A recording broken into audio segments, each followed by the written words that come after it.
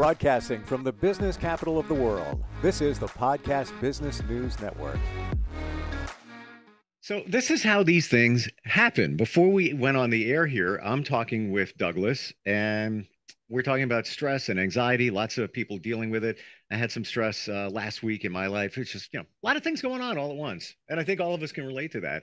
And we're talking about holistic or indigenous medicine remedies for stress. And we just said, you know what, let's just go on and talk about that, because the things that you're saying are amazing. And Douglas is an expert when it comes to indigenous medicine, call it folk medicine.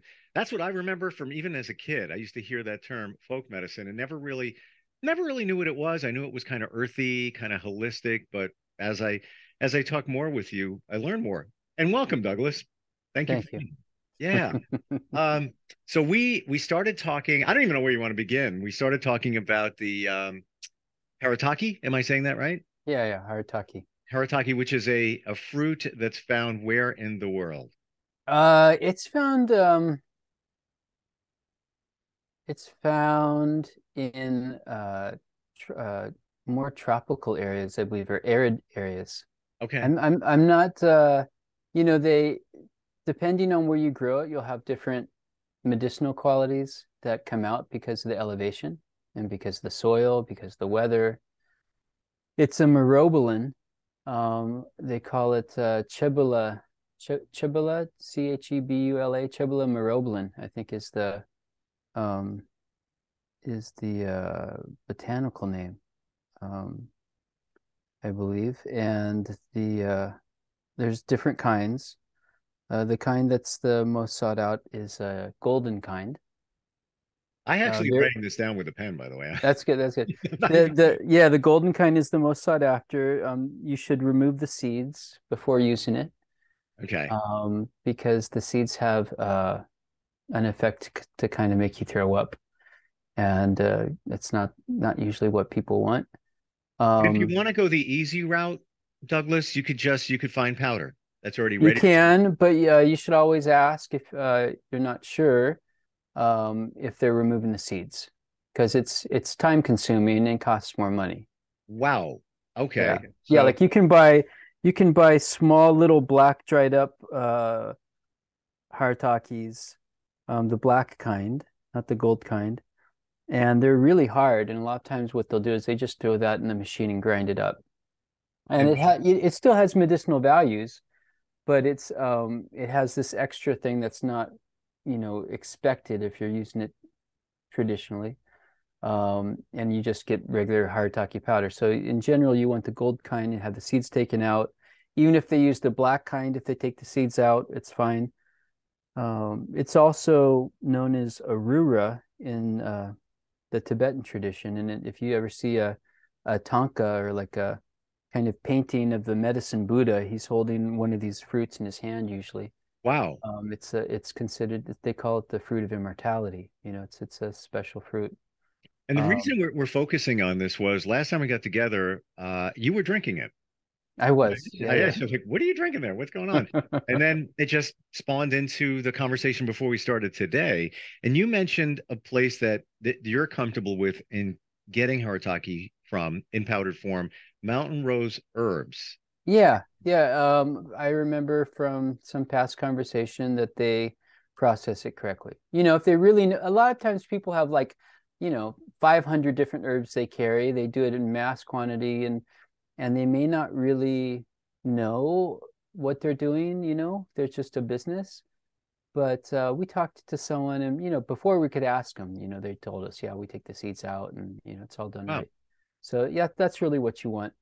So if you mix it with water, and this is something that will, if you're dealing with a lot of stress during your day, will take you down and just, kind of. It can help. It's known to, if you're too hot or driven, it'll kind of slow you down and calm you down.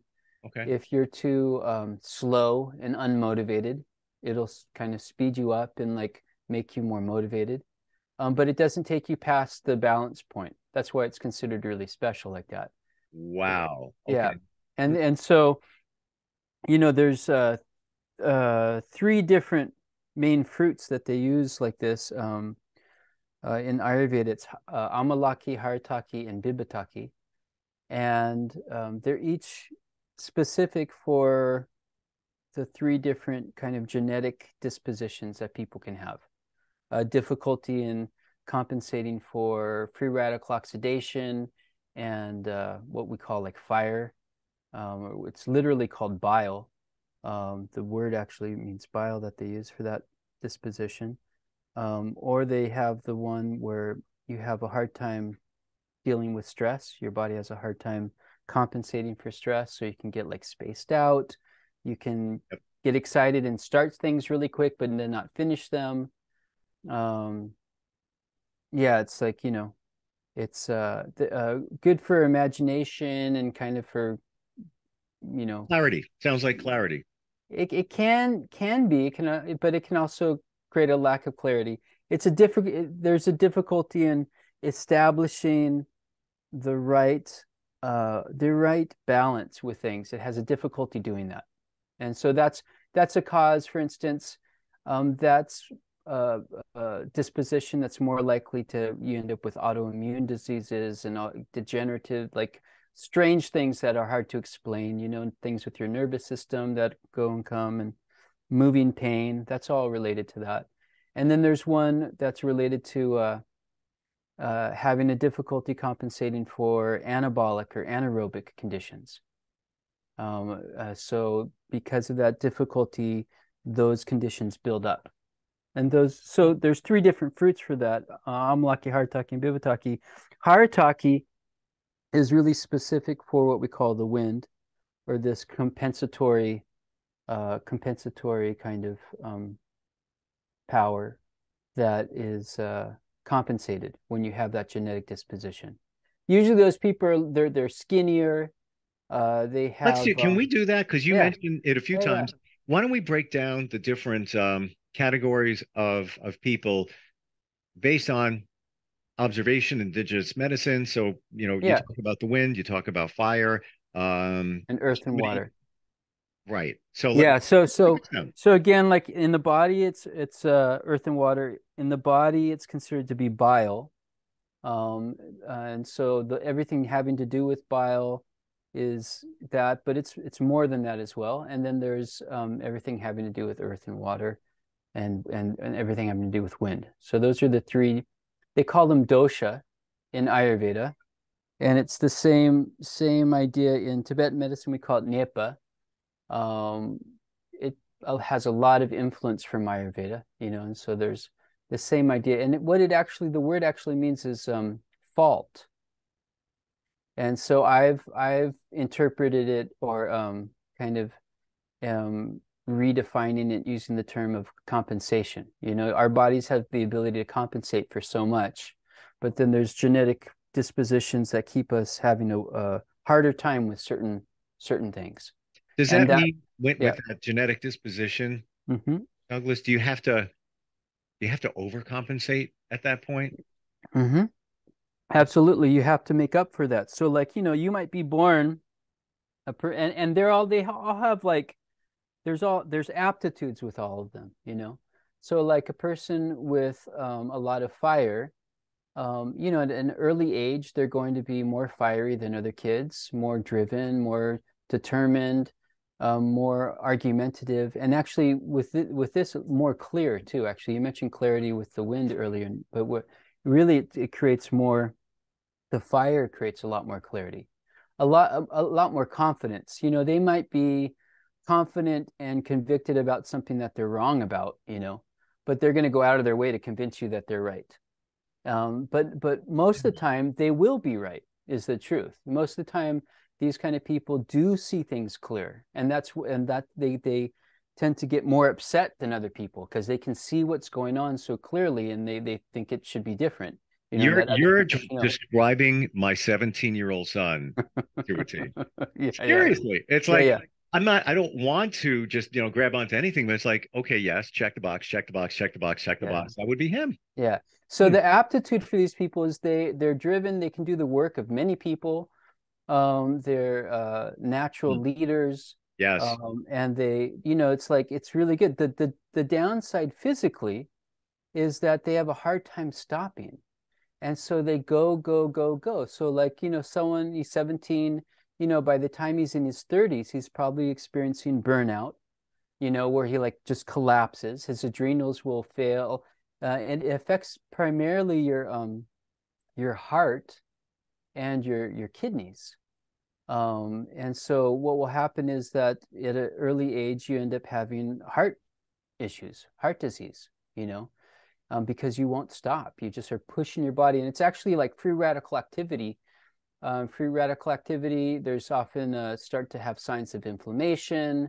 And all these things are happening because of this genetic disposition that's giving them the ability to do a lot, but the weakness to compensate for that. So they really have to go out of their way and overcompensate and learn how to turn off at the end of the day. They shouldn't be eating a lot of fried food, essential fatty acids, B vitamins, vitamin D. Yep. These things kind of turn you on and keep you going. And So I yeah, want to ask you a question based on that. sure. With what you're describing, I would get the picture of somebody who, because they're always on the go, and a lot of what you just said, describes him. I would think that person would be thin because they're burning, they're moving. He's not. They tend to be a little thinner up here sometimes, but in general they're strong bodies. In general they're strong. If it gets really out of balance, they can start to burn their own body. But if they're eating well, they won't have colds and flus. That has to do with the cell membrane being open and the immune system being able to get into it because of the essential fatty acid dominance in their system. You're And amazing. You just described him. It's he is like built like an ox, yeah, like yeah. Oh solid. no, these people are. He definitely needs to lose weight. There's no doubt, and he's actually going to the gym now, and he's aware of it now, finally. And he just turned 17. Mhm. And it's funny, I'm sort of like that, but I lost all the weight around the same time when I was the same age, and it just Yep. kind of all flowed If he off. works out in the early part of the day, he'll lose weight quicker than if he works out in the latter part of the day. Interesting. Wow. Yeah. So yeah, so that's the fiery, aptitude in nature. When you have earth and water, their aptitude is that they're sweet and generous, and they're sometimes a little selfish. They like maybe hoard stuff. They don't move too fast. It takes them a while to get going. Once they get going, they keep on going. It's like a stone rolling down a mountain. They go, go, go, go. But it's hard to get them to go. They tend to be a little bit more off than on. And so they don't have a problem going to sleep. They have a problem getting up out of bed. Yeah. And so that's their disposition. They need to have more essential fatty acids, those vitamins I mentioned. They need to stay away from antioxidants, which are really good for the fiery person, to help compensate for that. And yeah, Wow. like the fiery people, they do better with butter and or ghee or coconut oil, sterile containing fats. They shouldn't be eating a lot of fish and fried food and stuff like that. And then the wind disposition is one that's not really easily covered in physiology. Like I mentioned, we have in physiology, there's a dominance of anabolic dominance of a person or a catabolic dominance of a person, which is what the two things I just described. The fiery being catabolic or dysaerobic, and the earth water person that's off more being more anabolic or anaerobic dominance. Hmm. So the other thing that is difficult to explain in physiology is what we call the wind. And so a wind person tends to be thinner. They have instead of like sharp pain in one place all the time, they have pain that moves around. Pain here, pain here, pain here.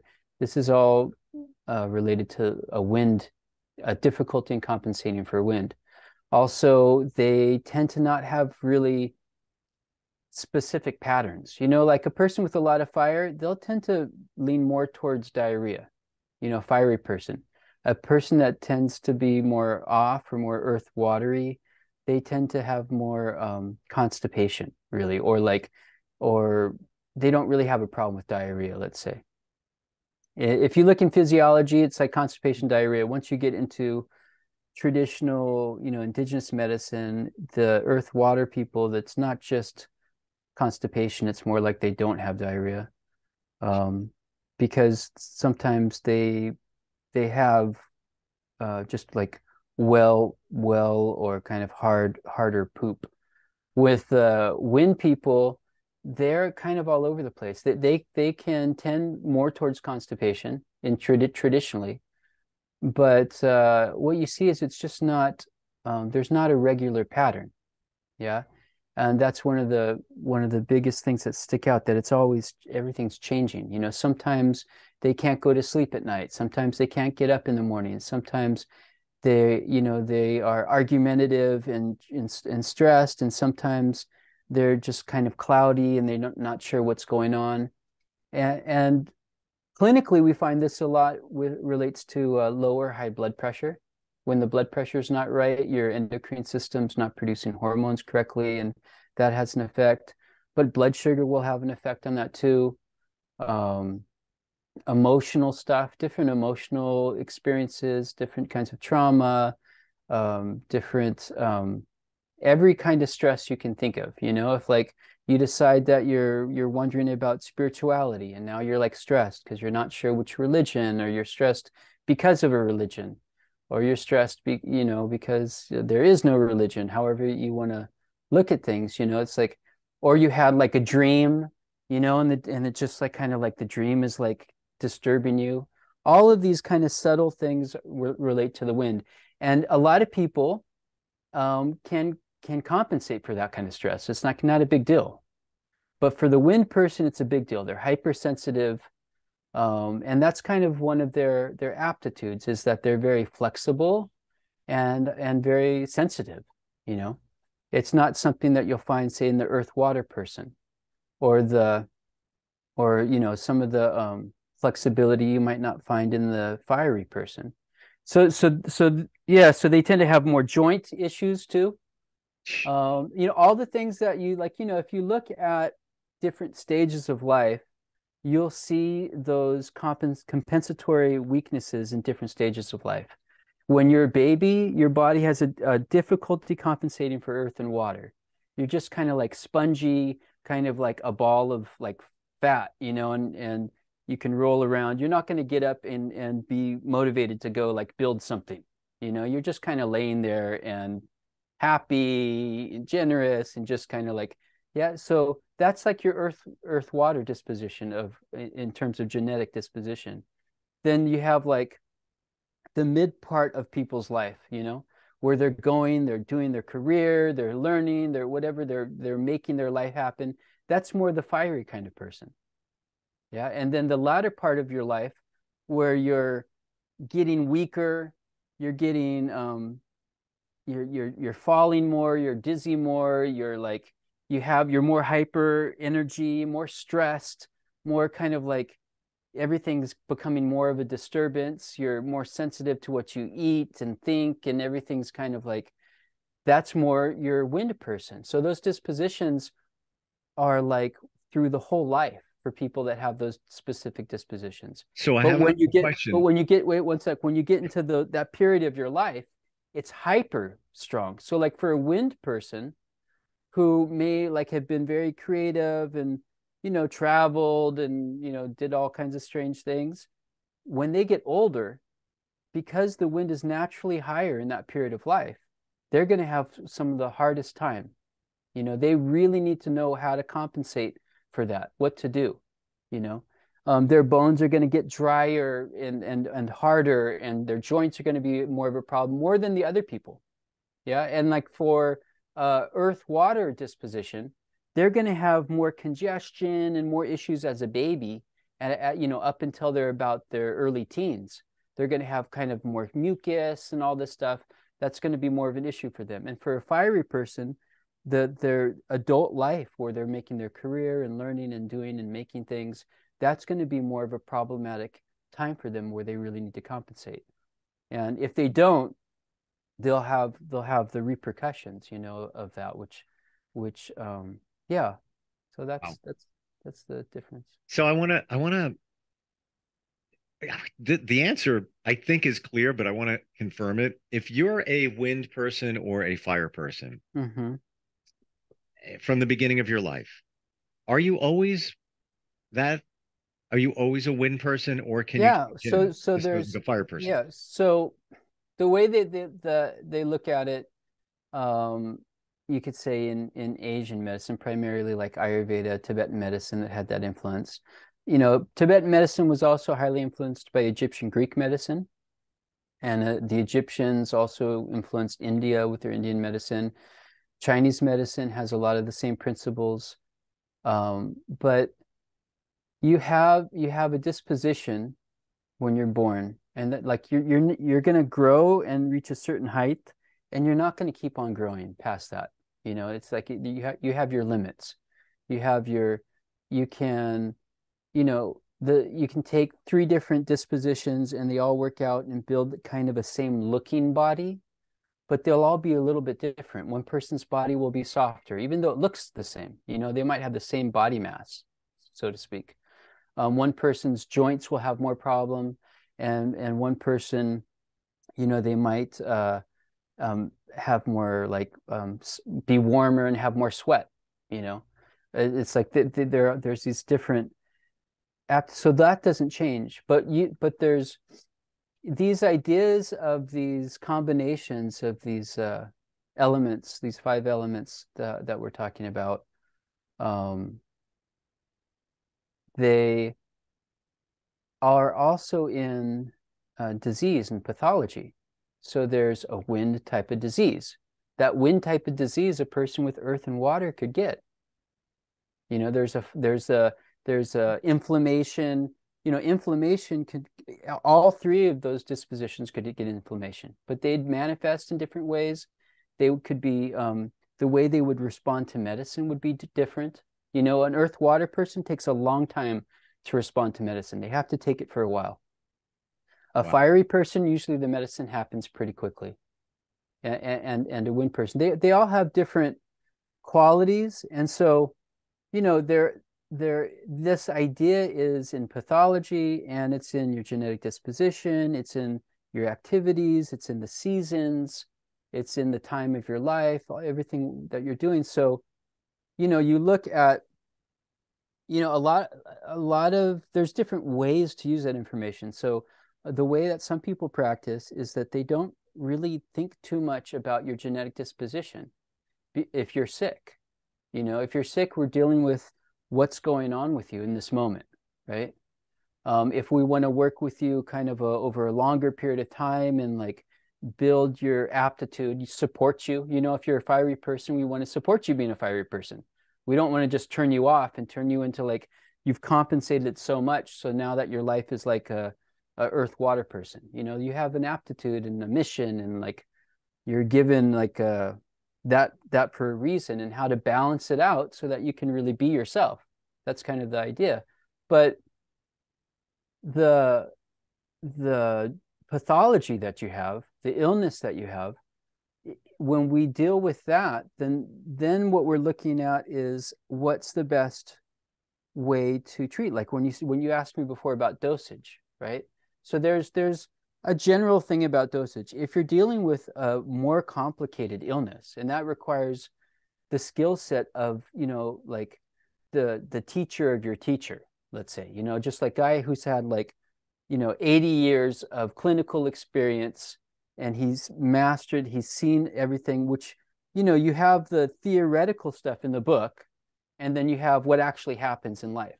And there, you can reference to the theory, but the theory is not going to explain what you're seeing clinically, right? The theory is what you're referring to for predictive thing, and for clarifying what you're seeing. And as you do that over and over and over and over again, you get a better idea, and then you get more appreciation actually too for like the genius that put all this together. Because like somebody can come and you can see us, they present with a certain thing, say that I'll give you a great example. Someone comes and they present with a hot disorder. They're hot. Their body temperature is hot. They have inflammation. They'll also be more sensitive to light, have eye issues.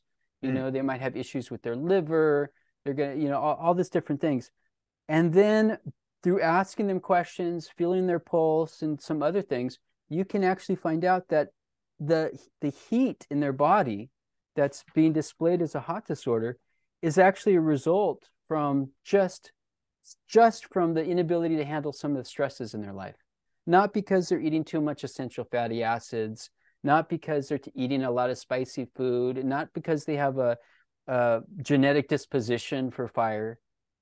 You can feel it in the pulse. Even the pulse will feel fiery, but if you push down into the pulse disappears. Whereas if it's a real fiery condition, even if you push into the skin, the pulse will feel the same.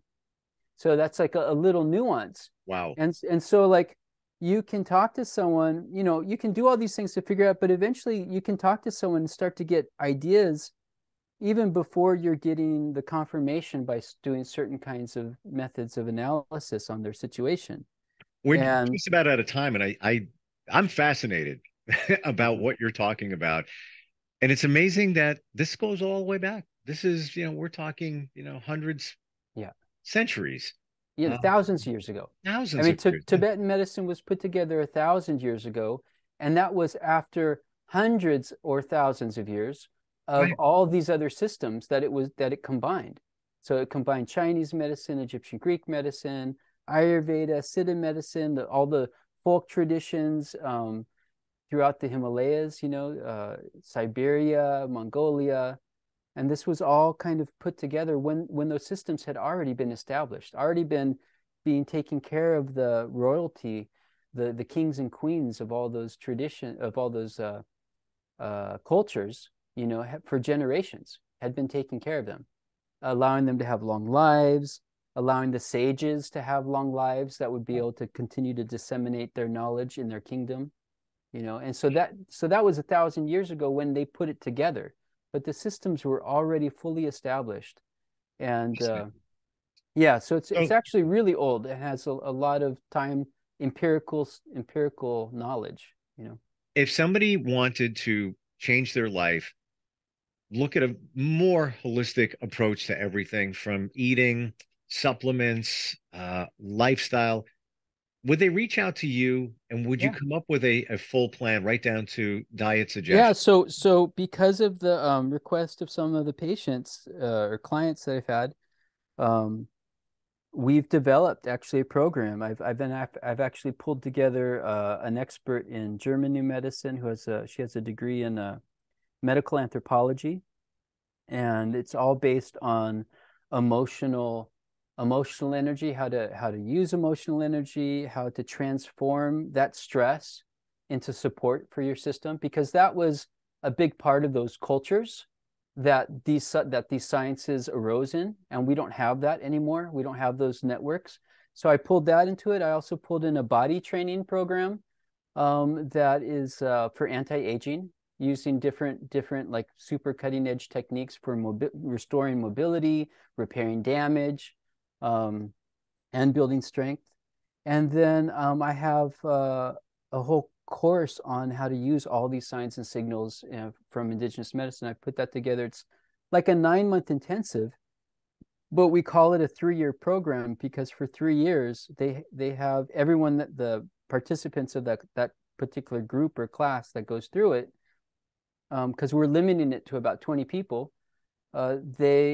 They'll be able to, for 3 years, go to monthly exclusive conferences with experts in indigenous medicine, like family lineage holders from different traditions, and ask them specific questions about their own situation and get the feedback from all this for 3 years. So we put together a major anti-aging program, and we're just about to release it in the next couple of months. I wish we could go on. I really do. We're out of time. They're going to cut us off. Okay. This is amazing in the things that you're talking about and how you identify people and then be able to find the things that can make them feel better, move their lives forward. Website is indigenousmedicine.net. Do I have that right? Yeah, that's good for now. Yeah. And yeah, I want to just reinforce the idea too that all this stuff it's relatively simple. You know, what it takes is practice, and it takes different ways of looking and using this information. So that's what this course is going to. Also, by the way, this anti-aging program includes a 7-day immersion trip, all expenses paid, to Bali to Wow. actually experience kind of consistent ambience and atmosphere to deepen all this stuff. And You say, and yeah, go ahead. I'm sorry, but they are going to. Okay, You know, you say it's simple. It is, but it's not without you, and that's the Well, key. you have to learn the kind of a little bit of a language. Exactly. Yeah, but Yeah. it lasts for your whole life once you do. And when you talk about 9 months, 3 years in the span of your life, Exactly. why wouldn't you? Yeah. Douglas, thank you so much. Great talking with you today. Nice to talk to you too. Take care. You too. Indigenousmedicine.net. We'll be right back. Are you looking for even more of the podcasts and hosts that you love? The Podcast Business News Network is proud to announce that you now have even more ways to listen live. Check out the MyTuner Radio, online radio box, and Simple Radio apps on iOS and Android, or find us online. Search for Business News Network on mytuner-radio.com, or search Podcast Business News Network on streama.com and onlineradiobox.com/US. Take your podcast on the go and don't miss a minute of the action.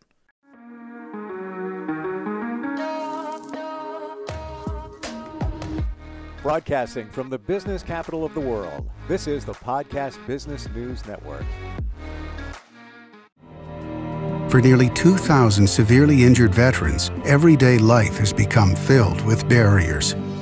Day-to-day simple tasks can become pretty daunting. I have to carry my chair up 2 flights of steps or have somebody do it for me. What scares me the most is just the falling. When I'm struggling with my house, I think, to have that one great barrier just knocked down, I mean, it's crucial.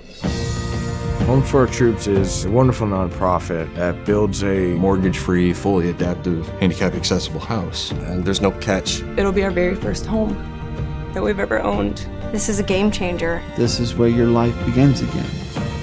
We need you to join us in completing this important mission. Please visit hfotusa.org and help build homes and rebuild lives. Because of you, everything's going to be okay.